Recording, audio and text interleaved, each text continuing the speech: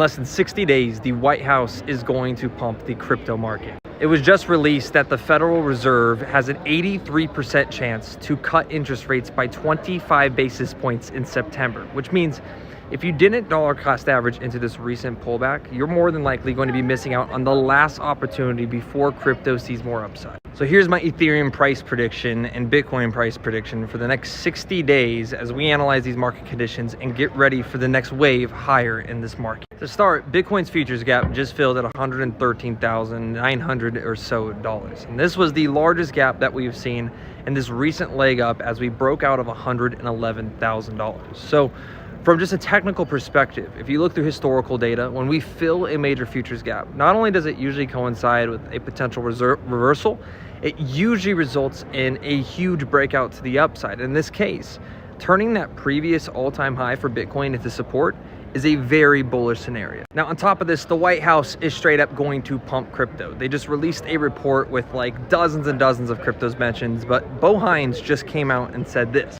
All right, Bo, so you've got some breaking news for us this morning. Tell us what the plan is. Yeah, well, look, first and foremost, I just want to thank President Trump and our brilliant AI and crypto czar, David Sachs, for all the hard work that they've put in to this report and really just doing what they can to help this industry. You know, this is an industry that's been beaten down and kicked down over the course of the last decade and a half, more specifically under the Biden regime.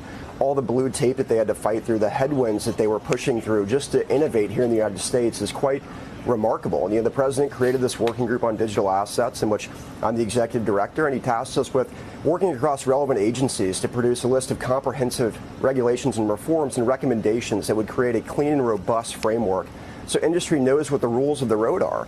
You know, this is no longer policy making through prosecution. We're creating an environment that will allow for these innovators to thrive and build here in the United States. So can you give us more specifics about what this is going to look like and what these recommendations are?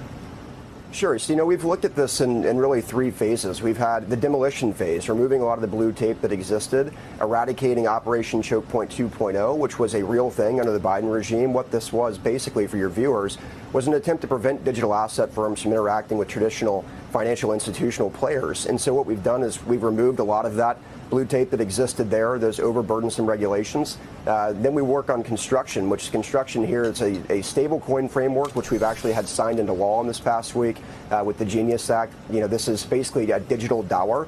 It updates the archaic payment rails within our system. It creates more expeditious and transparent, more cost-effective transactions for the American people. And it also secures U.S. dollar global dominance for decades to come.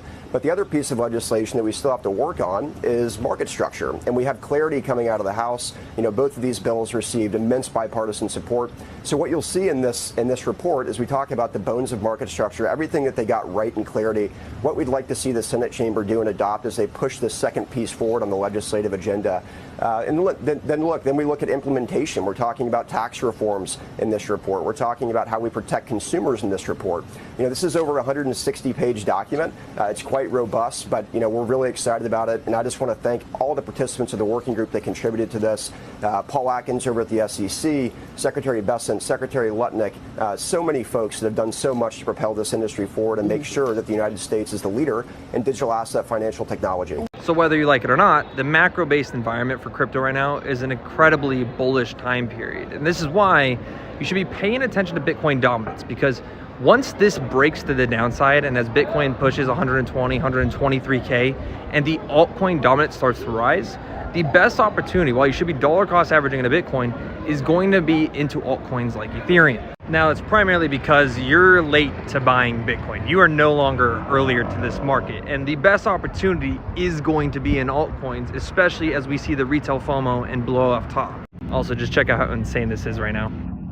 We are in Lake Como, Italy, and it is just absolutely breathtaking. Look at the line to get boats. It's absolutely insane. Thousands of people waiting to get a little boat ride, which luckily we know a billionaire that's gonna hook it up tomorrow with our own ride, so we don't have to wait in that. Now, the reason why I'm saying that we haven't seen a blow off top yet is just quite literally because I don't believe retail has any money. I believe they've been broke, and this entire cycle so far has been completely driven by institutional adoption.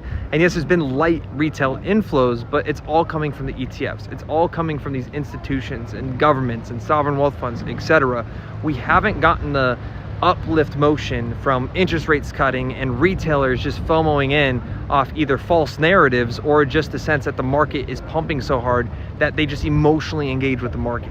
For example, NFTs, random alt rallies. You can remember the altcoin bubble of ChatGPT. That type of FOMO, that type of emotional trading in the market that results in blow off top. For example, Justin Sun just went to space, and there is no crossover in terms of price action or correlation to Tron token, where in 2021, this would have sent the price of a token up easily 100, 200% just off a founder doing something crazy, which just tells us again that there's an institutional interest in this market, and even if retail interest is there, they just don't have the money to do or ape like they once did. I mean, just look at this clip. So personally, I think right now, still while markets have pumped a little bit, and if you guys weren't in the Discord already, go join the Discord. We called the bottom once again, 111K.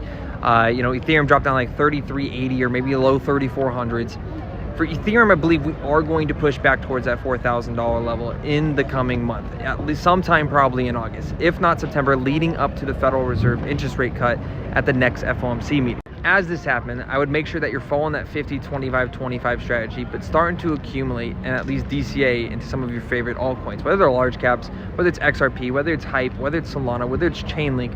Start looking for those entry points, because if not, you're going to still be that person that just keeps buying the top when Bitcoin's at 120K, asking should you buy or not. You're going to be at Ethereum at $4,000, $4,500, a lot of your altcoins pumping to all-time highs, and that's when we're going to be looking to take profits. So that's what I'm expecting over the next 30 days here. It's going to be volatility, ranges. You're probably going to see us push back towards $4,000. Bitcoin make its way back towards 120K. If you're in the Discord, you're going to be able to scalp trade this. We're going to be able to take advantage and accumulate off of it.